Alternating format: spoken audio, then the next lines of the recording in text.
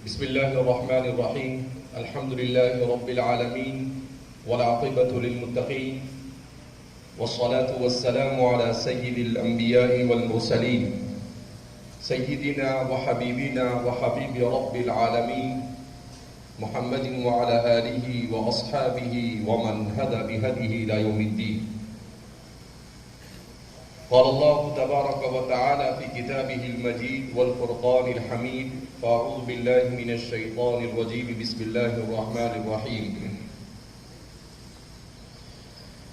يا أيها الذين آمنوا اتقوا الله وكونوا مع الصادقين.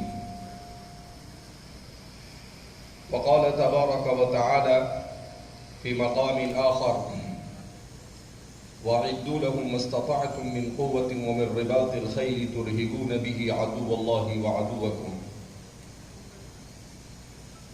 برادران اسلام اور طلبہ عزیز اور اسٹیج پر بیٹھے ہوئے ہمارے علماء اکابرین، بہرحال ہمارے ان اکابرین کی موجودگی میں لب کشائی کی جرأت کرنا یہ اچھی بات نہیں ہے، لیکن ادب اور احترام ضروری ہے، تو انہی کے کہنے پر آپ کے سامنے اپنے بزرگوں کی پڑھی ہوئی، ان سے سنی ہوئی کچھ باتوں کو اللہ کی توفیق سے عرض کرنے کی کوشش کروں گا۔ اللہ ہم سب کو صحیح معنی میں سننے کی، سمجھنے کی اور اس پر عمل کرنے کی توفیق مرحمت فرمائے۔ اس وقت اس دنیا میں ہم جی رہے ہیں اور جس دور سے ہم گزر رہے ہیں، اس دور کو سیاسی اعتبار سے مسلمانوں کی مغلوبیت کا دور کہا جاتا ہے۔ یہ وہ دور ہے جس دور میں مسلمان اس دنیا میں بحیثیت حاکم زندگی نہیں گزار رہا، بلکہ مسلمان بحیثیت محکوم زندگی گزار رہا ہے۔ ایک دور تھا آج سے تقریباً 100-150 سال پہلے تک کہ نبی کریم صلی اللہ علیہ وسلم کے دور مسعود سے لے کر تقریباً 1300 سال کا عرصہ اس امت مسلمہ پر حاکمیت کا گزرا، اور دونوں زندگی میں بڑا فرق ہوتا ہے۔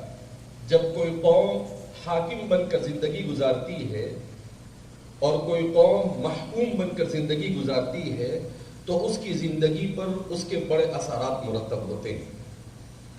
نبی کریم صلی اللہ علیہ وسلم کو جو زندگی اللہ رب العزت نے عطا فرمائی، اس زندگی کے بھی دونوں دور تھے۔ آپ صلی اللہ علیہ وسلم کی مکی زندگی، مکہ مکرمہ میں 13 سال کا عرصہ قبل الہجرہ جو گزرا، وہ محکومیت کا دور تھا، اور پھر اس کے بعد نبی کریم صلی اللہ علیہ وسلم مدینہ منورہ تشریف لے گئے تو پھر وہ اسلام کی حاکمیت کا دور تھا۔ اس امت کو چونکہ قیامت تک ایک طویل عرصے تک اللہ کو لے جانا تھا، اور نبی کریم صلی اللہ علیہ وسلم کو اس امت کے آئیڈیل کے طور پر بھیجا گیا تھا، لہذا امت پر قیامت تک جتنے حالات آ سکتے ہیں، جس قسم کے بھی حالات آ سکتے ہیں، ان تمام کے تمام حالات سے خود نبی کریم صلی اللہ علیہ وسلم کو اور آپ کے صحابہ کو گزارا گیا۔ کیوں؟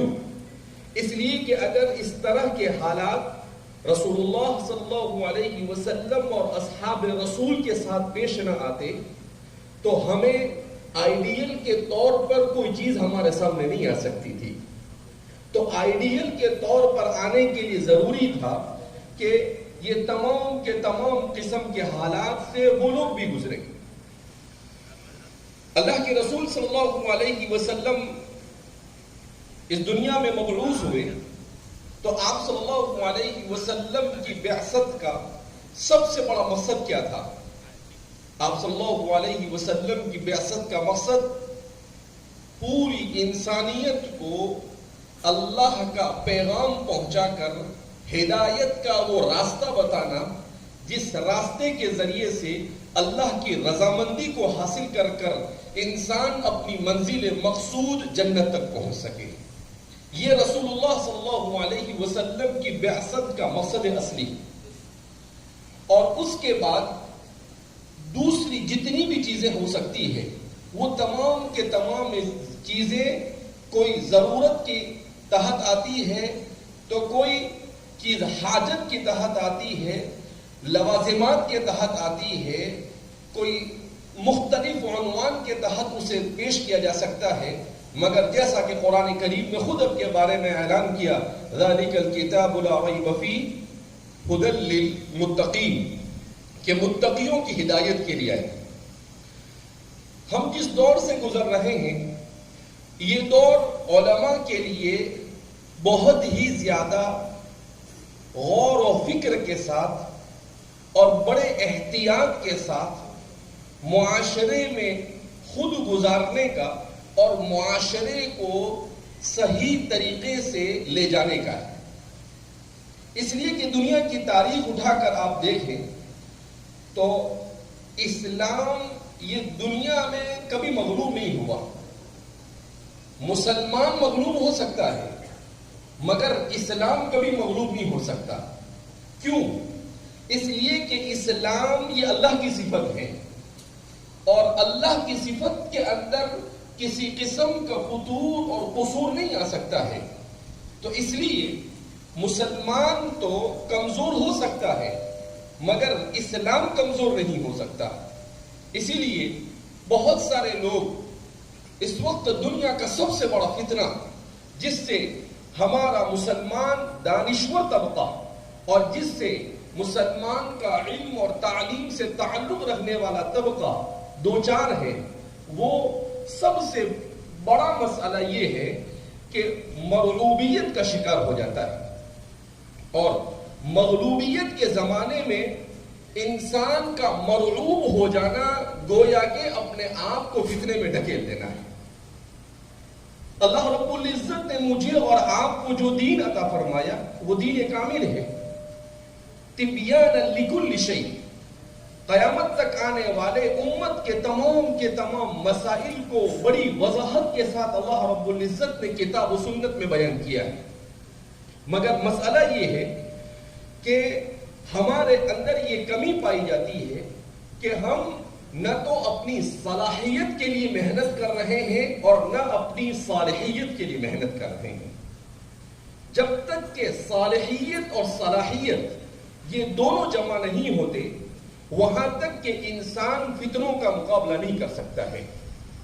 تو صالحیت اور صلاحیت کا جمع ہونا یہ علماء کے لیے, فضلاء کے لیے اور ہمارے نوجوانوں کے لیے انتہائی ضروری ہے. صالحیت اور صلاحیت کے لیے ضروری ہے کہ انسان ایک تو علم کے تصور اسلام نے جو پیش کیا ہے اس علم کے مکمل تصور کو خوب اچھی طرح سمجھے, اور دوسرے نمبر پر علم جب کسی کے پاس آتا ہے تو علم اپنے ساتھ چور دروازے میں کبر کو لے کر آتا ہے, علم اپنے ساتھ عجب کو لے کر آتا ہے, علم اپنے ساتھ حسد کو لے کر آتا ہے. تو انسان جب صلاحیت بنی, صلاحیت کے ساتھ صالحیت کیسے آئے, انسان کو اس کے لیے فکر مند ہونے کی ضرورت ہے. ہم دیکھتے ہیں دنیا میں کہ بہت سارے لوگ کرتب دکھاتے ہیں. تو دیکھتے ہیں کہ کوئی آدمی رسی پر چل کر دکھاتا ہے, کوئی آدمی گیند کو اپنے سر پر رکھ کر چل کر دکھاتا ہے. تو اس کرتب کو لوگ بڑے تعجب سے دیکھتے ہیں. کیوں؟ اس لیے کہ اس نے بیلنس قائم کیا. اسی طرح سے اس دنیا میں رہ کر انسان اسلام کے بتائے ہوئے طریقے کے مطابق بیلنس کے ساتھ کیسے زندگی گزارے, یہ سب سے زیادہ اہمیت کا حامل ہے.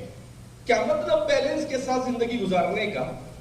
کہ انسان کے پیش نظر سب سے مقدم اپنا دین, اپنی ملت, اپنی امت اور اپنی آخرت رہے, اور پھر اس کے بعد اس کے پیش نظر دنیا رہے.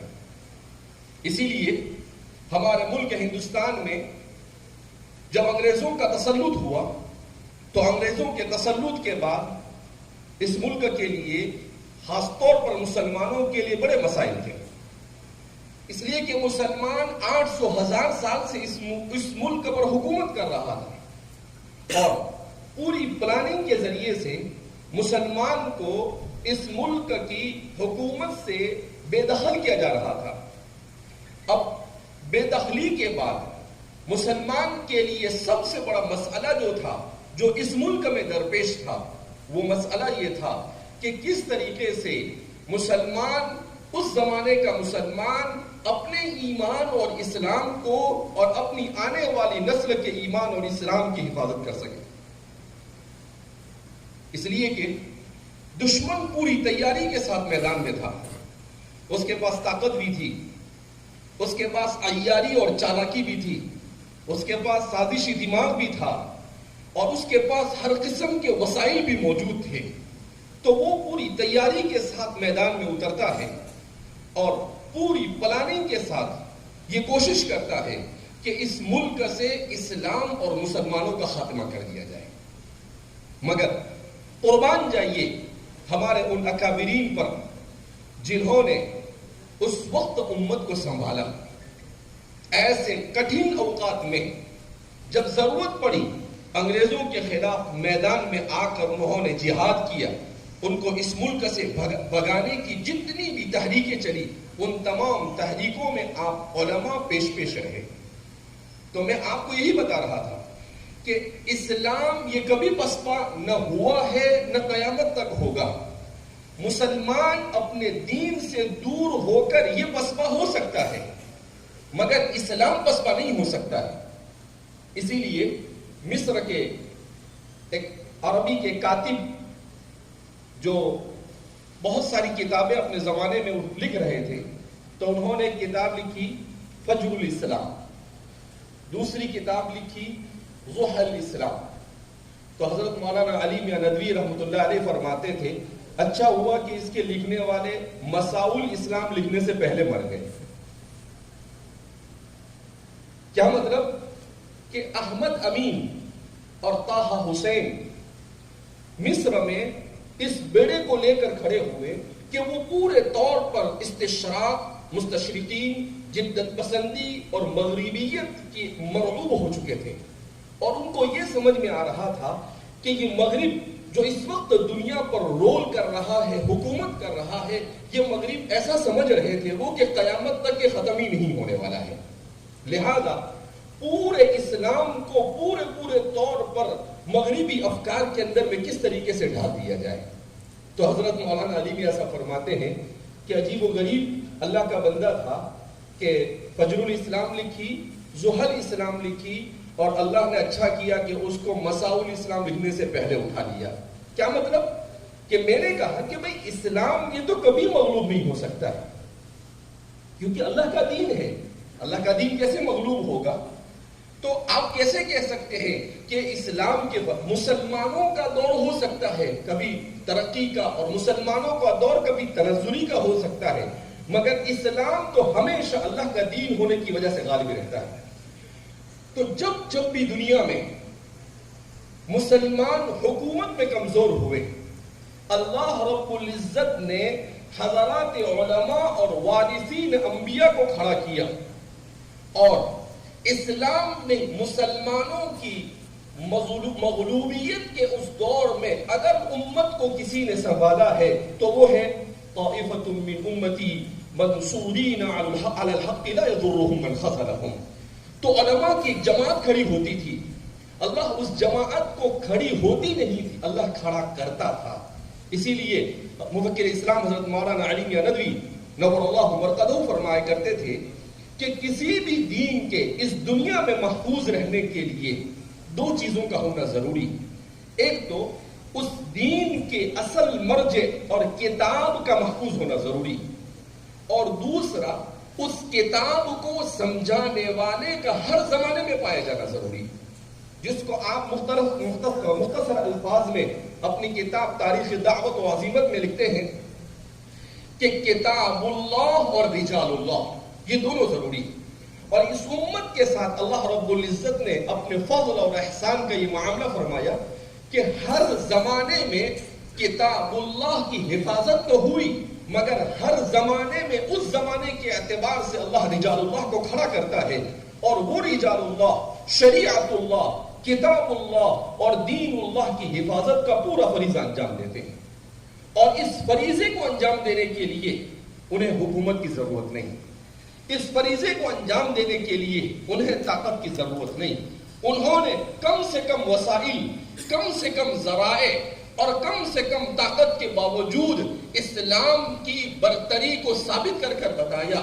اور یہی ہوتا ہے کسی مذہب کے مذہب برحق ہونے کی صحیح علامت، کہ طاقت کے بلبوتے پر تو دنیا میں کوئی بھی غالب آ سکتا ہے، مگر بغیر طاقت کے اپنے علم سے، اپنی فراست سے اور اپنی عقل سے، اپنی حکمت سے، اپنی جرأت سے یہ انسان لوہا منوائے، یہ اس دین کے دین برحق ہونے کی سب سے بڑی علامت و نشانی. اللہ رب العزت نے اس دین کے ساتھ اپنے فضل کا معاملہ فرما کر نبی کریم صلی اللہ علیہ وسلم کو کھڑا کیا اور اللہ کے رسول کے ساتھ حضرات صحابہ کو کھڑا کیا، جو پوری رجال اللہ کی گویا کہ اتنی بڑی تعداد روئے زمین پر اتنے سارے رجال اللہ کو ایک ساتھ نہ آسمان نے کبھی دیکھا نہ زمین نے کبھی دیکھا. 1,00,000 سے زیادہ وہ نفوس قدسیہ جن نفوس قدسیہ نے دنیا کے چپے چپے میں جا کر اسلام کے زمزمے کو بلند کیا اور لا الہ الا اللہ کی گونج انہوں نے لگائی. کبھی وہ تجارت کے لیے کہیں پر چلے گئے، پورا ملک ان کا گرویدہ ہو کر ان کے اخلاق سے متاثر ہو کر اسلام میں داخل ہو گیا. کبھی وہ اپنے فوج کے چھوٹے سے دستے کو لے کر ہندوستان جیسے ملک میں داخل ہوتے ہیں، اور اس ملک کے اندر مشکل سے 100 سال 150 سال کے عرصے میں تبلیغ کے راستے سے جتنا اسلام اس ملک میں پھیلا ہے، اس ملک کے اندر میں اسلام جہاد کے راستے سے اتنا نہیں پھیلا. تبلیغ، اخلاق، انڈونیشیا جو اس وقت دنیا کا سب سے بڑا مسلمانوں کا ملک کہا جاتا ہے، اسلامی ملک نہیں کہوں گا میں، مسلمانوں کا ملک کہا جاتا ہے، تو اس وہاں پر تقریباً مسلمانوں کی تعداد 23 سے 25 کروڑ بیان کی جاتی ہے. آپ اسلام کی حقانیت کو سمجھ سکتے ہیں اس سے کہ اس انڈونیشیا میں مسلمانوں نے ایک بھی جنگ نہیں کی. کتنی جنگ نہیں کی؟ ایک بھی جنگ نہیں. اور پورا انڈونیشیا یہ 90% سے زیادہ لوگ وہاں پر مسلمان ہیں. صرف مسلمان تاجروں اور مسلمان کے اخلاق کے بلبوتے پر اسلام کے اندر میں داخل ہوا ہے. تو ضرورت اس بات کی ہے کہ ہم سب سے پہلے اسلام کی اس حقانیت کو اپنے ذہن و دماغ میں بٹھائے، اور پھر اس کے بعد ہمیں اپنے اس زمانے میں ہم کیا حصہ دے سکتے ہیں اسلام کی سربلندی کے لیے، لِتَكُونَ كَلِمَةُ اللَّهِ هِيَ الْعُلْيَا کے لیے ہمارا کیا رول اور کردار ہو سکتا ہے، یہ سب سے زیادہ معنی رکھتا ہے. اس لیے کہ اس دور میں انسان پبلسٹی کا بڑا شوق ہو گیا اس کا، کہ کس طریقے سے وہ کوئی بات ایسی کہہ دے کہ لوگ اش اش اور واہ واہ کریں، اور واٹس ایپ اور سوشل میڈیا کی دنیا پر وہ چل جائے اور لوگ کہہ دے کہ حضرت سے بڑا مفکر آج تک پیدا ہی نہیں ہوا ہے. تو نہیں، جب بات انسان خلوص کے ساتھ اپنے دل سے اللہ کے عشق اور رسول اللہ کے عشق میں ڈوب کر فکر مندی کے ساتھ، درد کے ساتھ اللہ سے دعا کر کر جب بات کہتا ہے تو کہتے ہیں کہ پر نہیں طاقت پرواز رکھتی ہے. مگر انسان اپنی محنت کے بلبوتے پر چاہے کتنا بھی کہہ دے، خلوص نہیں، للہیت نہیں، اللہ کی رضا کا شوق نہیں، اللہ کا عشق نہیں، امت کا درد نہیں، کتنی ہی قیمتی بات کہہ دے، لوگ اش اش تو کر سکتے ہیں مگر لوگوں کو اس کے ذریعے سے دین کا کوئی فائدہ نہیں ہو سکتا ہے. اللہ کے رسول صلی اللہ علیہ وسلم نے جس دور میں اسلام کی تبلیغ کو شروع کیا، اس دور میں کیا ہوا؟ لوگوں نے مخالفت کی، لیکن کیا لوگوں کی مخالفت کرنے سے اور آپ کا لوگوں کو حوصلہ نہ کرنے سے اسلام دب گیا؟ نہیں دبا. یریدون ان یطفئوا نور اللہ بافواہہم واللہ متم نورہ ولو کرہ الکافرون. بڑی کوششیں کی قرآن کریم نے بیان کیا وَدَّ كَثِيرٌ مِّنْ أَهْلِ الْكِتَابِ لَوْ يَرُدُّونَكُم مِّن بَعْدِ إِيمَانِكُمْ كُفَّارًا۔ قرآن کریم کہیں پر بیان کرتا ہے کہ وہ لوگ تو یہ چاہتے ہیں کہ ان کے سازشوں اور فتنوں کا اگر بس چل جائے دنیا کے اندر میں تزول منہ الجبال، تو پہاڑ بھی اپنی جگہ سے ہل جائے۔ وَإِن كَانَ مَكْرُهُمْ، اور اگر ان کا مکر اور سازش چل جائے تو پہاڑ بھی اپنی جگہ سے کیا ہو جائے؟ ہل جائے۔ تو ہمیں سب سے پہلے اپنے ذہن و دماغ میں اس بات کو بٹھانا ہے کہ اسلام مذہب برحق ہے، ہمیں مغلوبیت کا شکار نہیں ہونا ہے۔ آج کی دنیا یہ مسلمان مغلوبیت کے ساتھ مغلوبیت کا شکار ہو گیا ہے۔ ایک بڑا طبقہ مسلمانوں کا وہ ہے جو اسلام کو حالات اور تقاضے کا نام دے کر مکمل طور پر جدیدیت اور مابعد جدیدیت کے تابع کرنے کی کوشش کر رہا ہے۔ یہ کوشش آج سے نہیں چل رہی، یہ کوشش کسی زمانے میں معتزلہ نے کی، اور اس زمانے میں اعتزال جدید کے نام سے اس کوشش کو مزید آگے بڑھانے کی کوشش کی گئی۔ حکیم الامت مجدد ملت حضرت تھانوی رحمۃ اللہ علیہ نے اس کو الاعتزال فی ثوبہ الجدید کہا، اور کبھی حضرت نے کہا کہ فرقہ نیچریہ، کہ سب کچھ سائنس کے نام پر اسلام کا پورا بیڑا غرق کرنے کی کوشش کی جا رہی ہے۔ ابھی میں نے کہیں پر پڑھا ایک مضمون عربی کا کہ کس طریقے سے اسلام کو داخلی انداز میں مسلمانوں ہی کے ذریعے سے مسلمانوں کو اسلام سے دور کرنے کی کوشش کی جا رہی ہے۔ تو فرماتے ہیں کہ ایک ایسی جماعت کو عالم اسلام میں کھڑا کیا گیا ہے کہ وہ دو کام کرتی ہے۔ ایک کام ان کا یہ ہے کہ امت کو دین کے نام پر دین سے دور کرنا۔ اب آپ کہیں دین کے نام پر دین سے دور کرنے کا کیا مطلب ہوتا ہے؟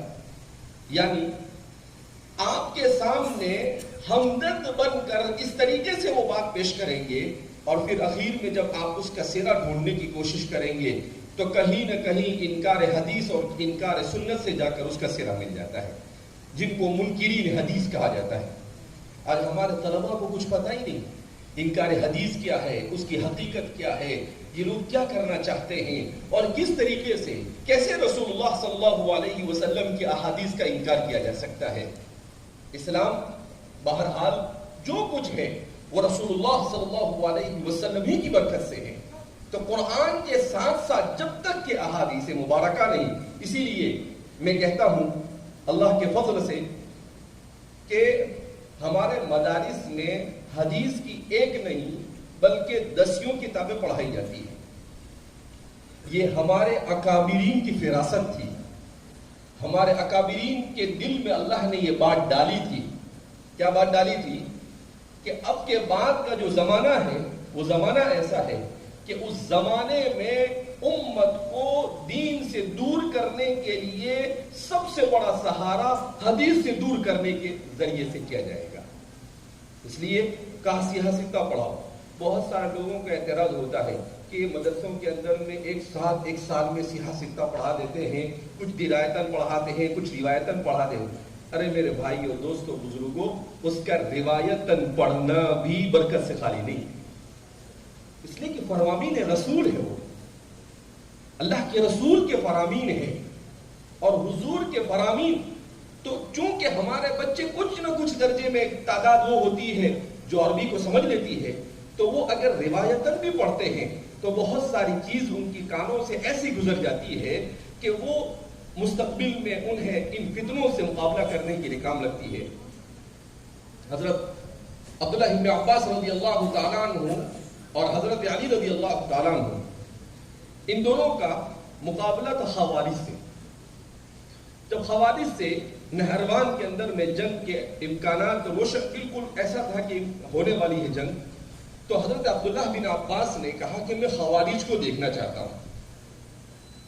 اب خوارج کو دیکھا آپ نے تو دیکھا کہ ان کے پاؤں میں جو ازار ہے وہ نصف ساق تک ہے، ان کی پیشانیوں پر نماز کی نشانیاں ہیں، اتنے نماز پڑھنے والے کہ ان کے پاؤں اور ان کے ہاتھ میں بھی نماز کی نشانیاں لگی. تو حضرت عبداللہ بن عباس کو بڑا تعجب ہوا اور آپ نے آ کر حضرت علی سے کہا اے علی آپ ان لوگوں سے لڑیں گے؟ یہ تو بڑے عابد اور تہجد گزار معلوم ہو رہے ہیں. تو حضرت علی رضی اللہ تعالیٰ نے کہا ہاں میں انہیں سے لڑوں. کہا کیوں؟ کہا اس لیے کہ حضور نے مجھے کہا کہ علی ایک زمانہ ایسا آئے گا کہ تم ایسی جماعت سے تمہارا پالا پڑے گا کہ ان کے چہروں پر نماز کی نشانیاں ہوگی، ان کے ہاتھوں میں نماز کی نشانیاں ہوگی، مگر قرآن ان کے حلق سے ایک بارش کے اوپر نہیں جائے گا. حضرت عبداللہ بن عباس کو تعجب ہوا.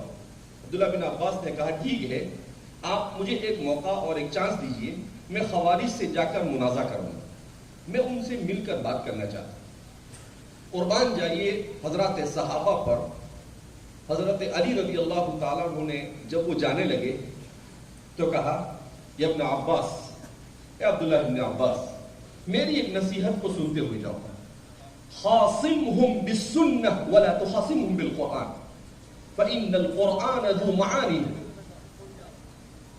کہا کہ تم جب ان کے پاس جاؤ تو قرآن کی آیتوں کے ذریعے سے ان کو سمجھانے کی کوشش مت کرنا، کیونکہ قرآن کی آیتیں اپنے اندر بہت سارے معنی رکھتی ہیں، وہ کچھ بھی نکال لیں گے، مگر تم ان سے احادیث مبارکہ کے ذریعے سے دلائل پیش کر کر ان کے اوپر غالب آ سکتے ہو. تو حضرت عبداللہ ابن عباس نے کہا کہ ٹھیک ہے کوئی بات نہیں، میں اس کا لحاظ رکھوں گا. بہرحال عبداللہ بن عباس گئے وہاں پر.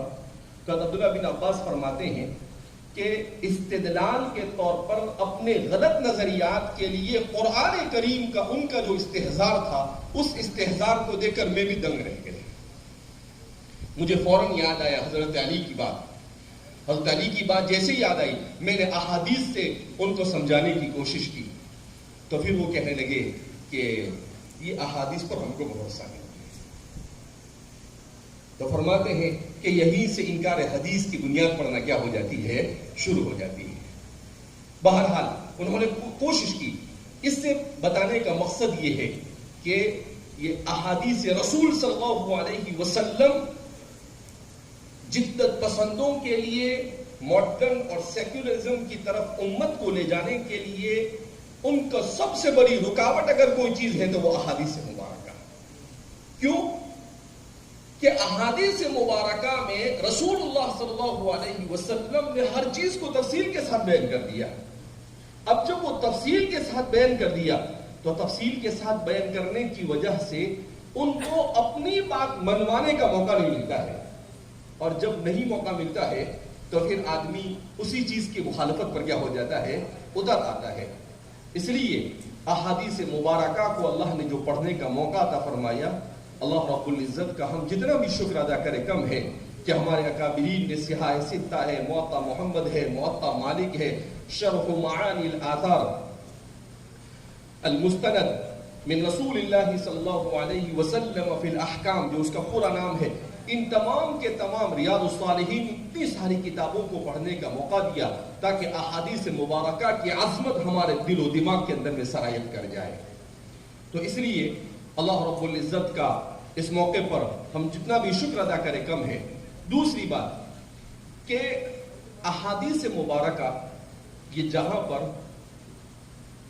اسلام سے دور کرنے کے لیے لوگوں کو انکار حدیث کی طرف لے جاتے ہیں، وہیں پر اگر احادیث مبارکہ کا تفصیلی مطالعہ ہم کرتے ہیں تو یہی چیز لوگوں کو اسلام سے قریب کرنے کا ذریعہ بن سکتی ہے. کیونکہ اسلام کی خوبصورت تصویر کو جتنے بہترین انداز میں احادیث مبارکہ میں نبی کریم صلی اللہ علیہ وسلم نے بیان کیا اور کوئی نہیں بیان کر سکتا ہے. لیکن اس کے لیے ہمارے اپنے مطالعے کا وسیع ہونا ضروری ہے.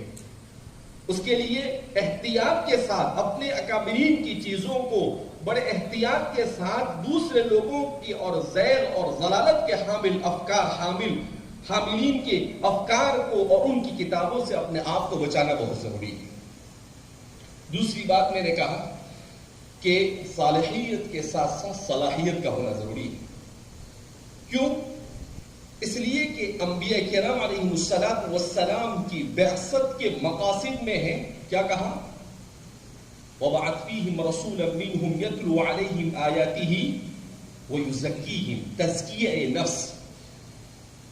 یہ مقاصد بعثت رسول صلی اللہ علیہ وسلم. آج ہم لوگ اس سے دور ہو چکے ہیں، جبکہ اگر آپ کے پاس کتنی ہی علمی صلاحیت ہے مگر آپ کے اندر صلاحیت کے ساتھ صالحیت نہیں آئی، یہ علم آپ کو ضلالت اور گمراہی کی طرف تو لے جا سکتا ہے مگر یہ علم آپ کو ہدایت کی طرف نہیں لا سکتا. یہ علم آپ کے لیے آخرت میں نجات کا باعث نہیں بن سکتا ہے.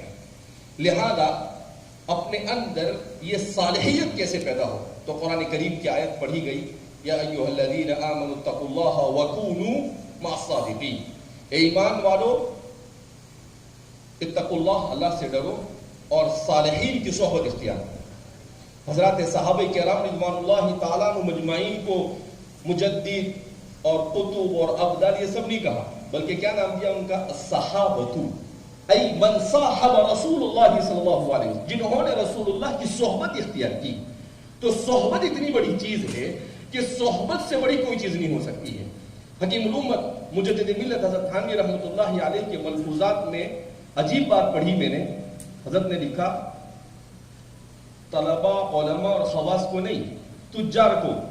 کل ہی حضرت کے ملفوظات میں پڑھ رہا تھا تو حضرت نے لکھا کہ جو تاجر ہفتے میں ایک مرتبہ یا 15 دن میں ایک مرتبہ کسی ولی یا کسی نیک صالح آدمی کی صحبت میں نہیں جاتا ہے، اس کے دین سے کسی بھی وقت دور ہونے کا امکان ہے.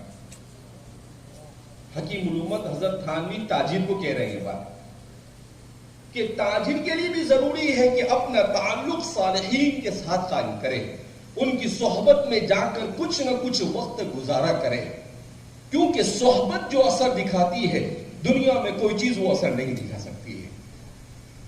تو اس لیے اپنے تعلق کو، اسی لیے حضرت تھانوی رحمۃ اللہ علیہ سے کسی نے کہا کہ حضرت آپ نے اتنی ساری کتابیں لکھی یہ سب، تو حضرت نے عجیب جواب دیا، کہا ہم نے کتب بینی سے زیادہ قطب بینی کی ہے.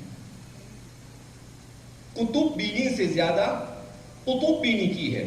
کتب یعنی کتابیں اور قطب یعنی اپنے زمانے کے صالحین، قطب اور ابدال. تو آپ نے کہا کہ میں نے حضرت مولانا یعقوب صاحب، حضرت شیخ الہند رحمۃ اللہ علیہ، حاجی امداد اللہ صاحب مہاجر مکی رحمۃ اللہ علیہ، حضرت مولانا رشید احمد گنگوہی رحمۃ اللہ علیہ، حضرت نانوتوی رحمۃ اللہ، کہا کہ ان لوگوں کی صحبت سے ہم نے جو فائدہ ہمیں حاصل ہوا وہ فائدہ ہمیں کہیں نہیں حاصل ہوا. اور اس کے بعد حضرت فرماتے ہیں کہ ہم ایک مرتبہ حضرت مولانا رشید احمد گنگوہی رحمۃ اللہ علیہ کی مجلس میں تھے، تو حضرت مولانا رشید احمد گنگوہی رحمۃ اللہ علیہ نے فرمایا کہ صالحین کی صحبت میں بیٹھنے سے ایک چیز ملتی ہے. اتنا بولا اور چھوڑ دیا. اچھا، حضرت کی مجلس میں کسی کی ہمت بھی نہیں ہوئی کہ حضرت سے پوچھے کہ کون سی چیز حاصل ہوتی ہے، کسی نے پوچھا بھی نہیں. بعد میں جب اللہ نے خانقاہ کی خدمت مجھ سے لینا شروع کی تو میرے دل میں آیا کہ حضرت نے جو کہا اس سے کیا مراد ہے. تو فرماتے ہیں کہ اس کا مطلب حضرت یہ کہنا چاہتے تھے کہ صالحین کی صحبت میں بیٹھنے سے اللہ کے محبت کی لذت حاصل ہوتی ہے. اللہ کی محبت کی لذت حاصل ہوتی ہے جو انسان کو کہیں نہیں مل سکتی ہے. تو اس لیے فرماتے ہیں کہ ہمیں اس چیز کی طرف خاص توجہ دینے کی ضرورت ہے. ہمارا نوجوان کبھی تھوڑی سی صلاحیت اچھی ہو گئی کہ وہ کبھی کسی باطل فرقے کے افکار سے مرغوب ہو جاتا ہے، کسی بھی طرف چلا جاتا ہے، تو ہمیں اس چیز کی طرف توجہ دینے کی ضرورت ہے کہ جو ہمارے اکابرین موجود ہے، جو ہمارے بزرگان دین موجود ہے، ہمیں ان کی صحبت میں جا کر ان کی صحبت اور ان کی مجلسوں کے اندر میں حاضری دینی چاہیے. جب حضرت تھانوی تاجر کو کہہ سکتے ہیں تو ایک عالم کے لیے اور ایک طالب علم کے لیے ان کی صحبت میں جانا کتنا ضروری ہو چکا ہے. اب کوئی کہے کہ ہمارے زمانے میں تو بزرگی نہیں، لوگ نہیں جانا ہوتا ہے تو بہانہ کرتے ہیں تو ہی نہ چاہے تو بہانے ہزار ہیں. تو حضرت مولانا حکیم اختر صاحب نور اللہ مرقدہ فرماتے تھے کہ قرآن نے جب یہ کہا یا ایھا الذین آمنوا اتقوا اللہ وکونوا مع الصادقین، اے لوگو ایمان لاؤ، ایمان والو اتقوا اللہ، اللہ سے ڈرو اور صادقین کے ساتھ ہو جاؤ. اس کا مطلب یہ ہے کہ جب قرآن نے کہا کہ صادقین اور نیک لوگوں کی صحبت اختیار کرو، ہر زمانے میں قیامت تک صادقین کا پایا جانا ضروری ہے.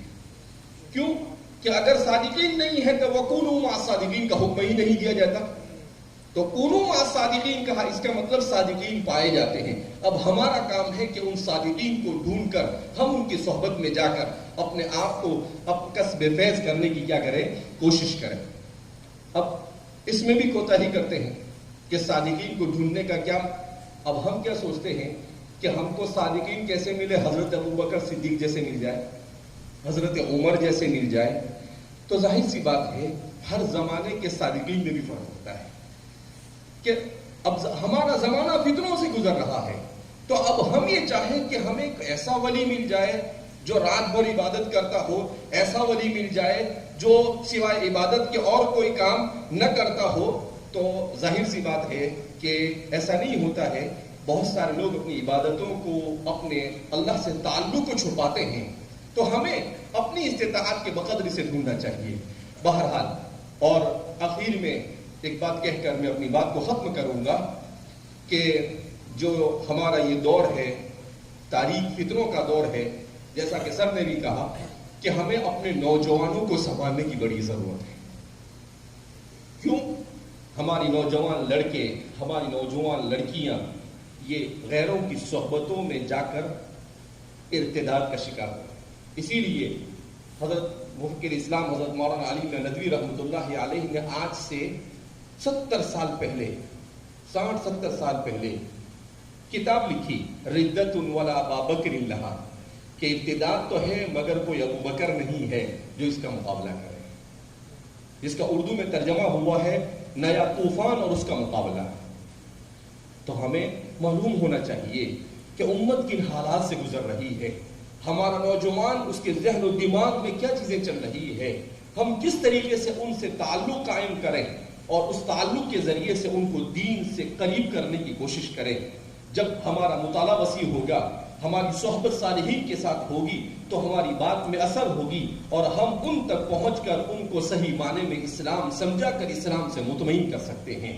لہذا اس بنا پر ہمیں اپنے آپ کو عصر حاضر کی ضرورت کی کچھ چیزوں کا جاننا بھی ضروری ہے. حضرت مولانا غمی صاحب سے ابھی ہم وہی گفتگو کر رہے تھے کہ ہمارے مدارس میں الغزو الفکری کے مضامین کو، المقاصد الشرعیہ کے مضامین کو، اسی طریقے سے ہمارے مدارس میں الحضارت الاسلامیہ، اسی طرح سے حاضر العالم الاسلامی ہے، الاقتصاد الاسلامی المعاصر ہے، السیاست الشرعیہ، اسی طریقے سے العلوم الاجتماعیہ والاسلام، الاعجاز العلمی فی الاسلام فی القرآن والسنہ. یہ وہ مضامین ہیں جن مضامین کو بھی اب ہمیں اپنے طلباء کو پڑھانا ہوگا تاکہ ہمارے طلباء اصول الدعوہ بہترین انداز میں، مؤثر انداز میں معاشرے کو، جیسے داعی کی ضرورت ہے ایسے داعی بن کر معاشرے کے پاس آئے اور معاشرے کو ان کی زبان میں، کہ کچھ ہمارے ایسے ذہین ہو جو انگریزی بھی سیکھے، عصر حاضر کی بہت ساری چیزوں کو سیکھ کر ان کو اسی انداز میں دین سکھائے.